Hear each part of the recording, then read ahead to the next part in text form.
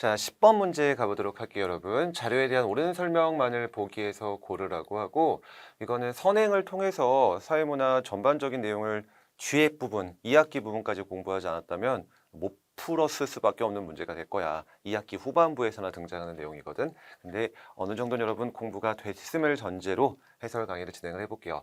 자, A와 B는 각각 우리나라의 사회보장 제도 중 두 제도인 공공부조와 사회보험 중 하나라고 하고, 문제 유형이 막 되게 복잡해 보여가지고 개념을 알았던 친구들도 좀 푸는데 애로사항이 있었을 것 같기도 해. 근데 이제 이런 유형에 익숙해지셔야 합니다. 사회문화를 공부할 거면. 왜냐? 정말 자주 나오는 유형 또는 패턴이기 때문에 그렇거든. 자, 긴 텍스트 한번 꼼꼼히 읽어보자. 각과 을은 각각 우리나라 사회보장제도 유형 A, B 중 하나를 선택한 후 5장으로 구성된 카드 한 세트씩 받았대요. 각 카드에는 A나 또는 B의 특징이 적혀 있는데, 갑을은 각각 자신이 선택한 사회보장제도 유형이다 라고 판단한 것 2장을 제시해야 된대. 즉 여기 5장의 카드가 있죠. 갑과 을은 각각 이 5장의 세트를 한 세트씩 받은 거야. 그리고 내가 A나 B, 공공부조나 사회보험 중 하나를 선택했는데 그거와 관련된 내용의 카드를 제시해야 되는 문제가 되는 거거든. 자, 그럼 계속 읽어볼게요. 자신이 선택한 사회보장 제도의 유형만의 특징에 해당한다. 예를 들어 내가 사회보험을 선택했는데 사회보험 유형에만 해당하는 특징이다. 그러면 2점을 받는 거고, 전혀 해당하지 않는다. 그 다른 거였다. 공공부조였다 뜻이지. 그럼 빵점을 받고, 반면 사회보험 공공부조 공통의 특징이다. 그럼 1점을 받았대요. 즉 내 거에만 해당하면 2점, 아예 없으면 빵점, 사부 공공부조 섞여 있으면 1점. 이런 식으로 점수를 받게 되고 총점 높은 사람이 이긴다라고 해. 자, 그럼 카드 1부터 4까지의 이 내용이 각각 사회보험과 공공부조 중 무엇의 특징을 나타내고 있는지를 써보자. 자, 강제 가입을 해야 돼. 가입하기 싫어도 해야 돼. 그래서 지금 우리 선생님이 수업 시간에도 많이 얘기하는 거기도 하지만 지금 몇 주 전에 여러분의 미래 세대와 관련된 너무나 큰 결정이 있었죠. 국민연금 더 내라 라가 결정됐고, 내가 여러분 세대였다면은 난 국민연금 정말 가입하기 싫을 거야. 왜냐? 평생 돈 내고 난 한 푼도 못 받을 거거든. 그래도 가입해야 돼. 가입 안 하면 나라에서 막 압류 걸어서 뺏어가. 이게 거의 세금이야. 바로 뭐죠, 여러분? 사회보험이요. 자세한 내용은 부모님께 여쭤보면 또 자세하게 말씀을 해주실 거야. 뭐가 문제인지. 다음, 사후 처방적 성격이 강하대. 늦었지만 지금이라도 도와주겠다. 너 이미 취약계층 됐구나. 그렇지만 나라가 온전히 세금으로 널 좀 도와줄게. 바로 공공부조만의 특징이죠. 다음, 돈으로 준대. 금전적 지원을 원칙으로 한대. 이건 누구지? 둘 다죠. 사회보험과 공공부조의 특징이 되겠고, 달리 말해서 카드 3번은 갑과 을이 A, B였니? 갑과 을이었니? 갑과 을이 뭘 골랐든 무조건 1점이야. 왜? 공통된 특징 다 들어가, 그러니까 둘의 특징이 다 들어가 있으면 무조건 1점이지.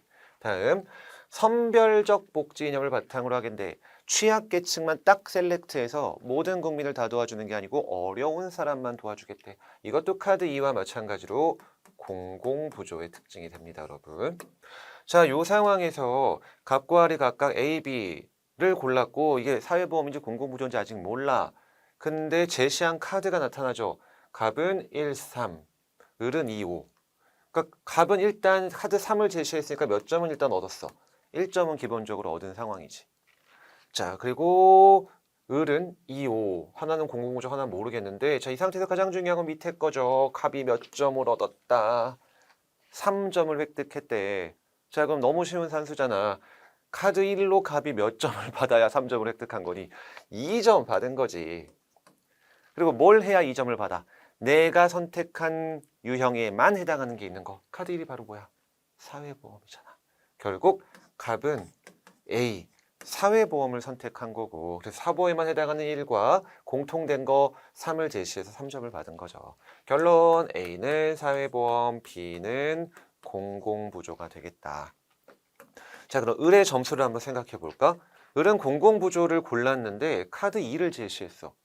2는 공공부조만 있잖아. 그러니까 2점을 받아버린 거지. 근데 갑이 이겼다라고 하네. 그럼 을은 카드 5로 점수를 받으면 될까 안 될까? 안 되겠지. 1점만 받아도 비겨버리고 2점 받으면 이기잖아. 결국 가에는 뭐에 대한 내용이 아예 들어가면 안 돼. 공공부조 내용이 아예 들어가면 안 돼.